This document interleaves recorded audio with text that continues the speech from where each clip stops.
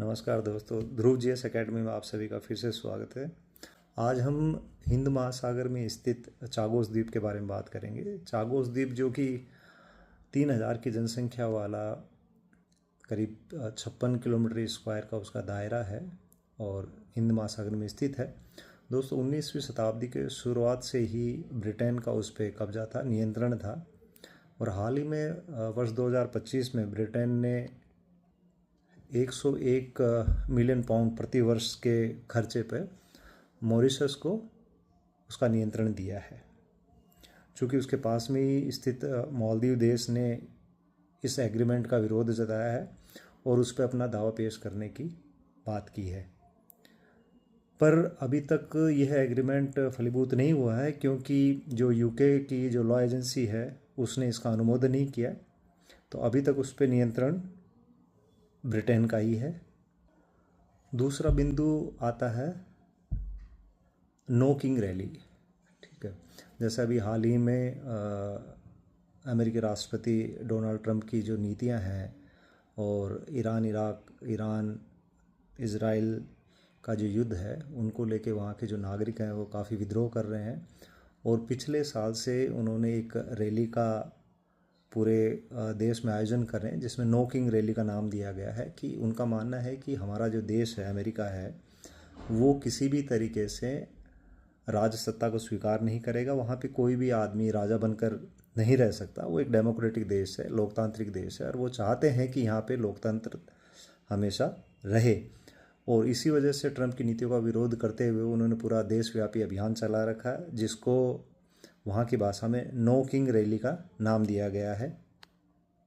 अब हम बात करते हैं हमारे राष्ट्रीय मुद्दों को लेके। तो हाल ही में भारत सरकार ने हमारे भारत के 2 बंदरगाहों को पोर्ट ऑफ रिफ्यूजी के नाम से चिन्हित किया गया है।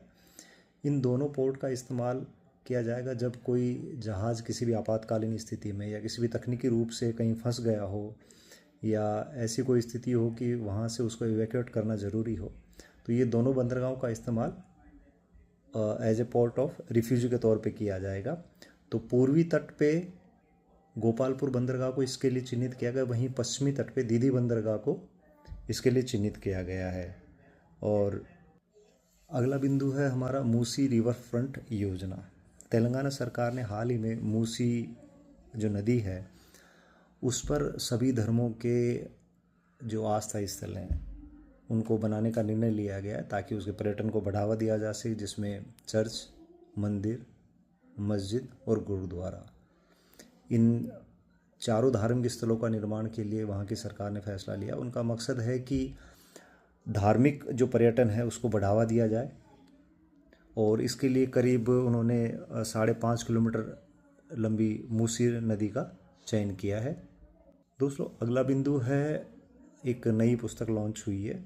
आपको ध्यान हो तो 1997 में जो बुकर पुरस्कार विजेता थी अरुंधति राय, उन्हीं के हाल ही में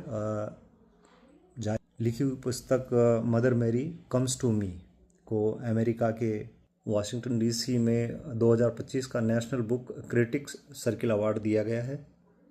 करेंगे बाब मंदेब स्ट्रेट की।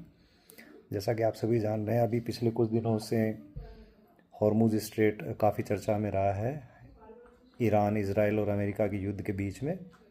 बाब अल मंदेबी स्ट्रेट है जो कि अरेबियन सी को लाल सागर से जोड़ता है तथा यमन और अफ्रीकन देश जिबूती के बीच में एक सकड़ा सा रास्ता है जहाँ से करीब 30% जो हमारे पूरी दुनिया का जो कार्गो है जो शिप के थ्रू ट्रांसपोर्ट होता है वो सारा इसी रास्ते से जाता है। एक सकड़ा सा रास्ता है, मगर यमन में चूँकि हूती विद्रोही जो हैं उनका कब्जा है, पिछले 10 साल से वो वहाँ पे शासन पे उनकी पकड़ है। उन्होंने हाल ही में ईरान के समर्थन पे इस स्ट्रेट से गुजरने वाले जो हमारे ट्रांसपोर्ट हैं उनको लेके एक धमकी जारी की है। और मैं ये समझता हूँ कि आपको जो आने वाले हमारे जीएस के जो भी एग्ज़ाम हैं उसमें इससे पे ज़रूर कोई ना कोई सवाल आएगा, तो आप थोड़ा सा इसके बारे में ध्यान। मध्य प्रदेश में धार में एक प्राचीन भोजशाला स्थित है जिस पर अभी उसके धार्मिक स्वरूप को लेकर कुछ विवाद चल रहा है। तो उसके बारे में भी आपको इतना पता होना चाहिए कि ये कहाँ स्थित है और इसके धार्मिक अस्तित्व को लेके कुछ विवाद चल रहा है, जहाँ के मध्य प्रदेश हाई कोर्ट ने कमेटी भी गठित की है जो कि इसके बारे में पूरी जांच कर रही है।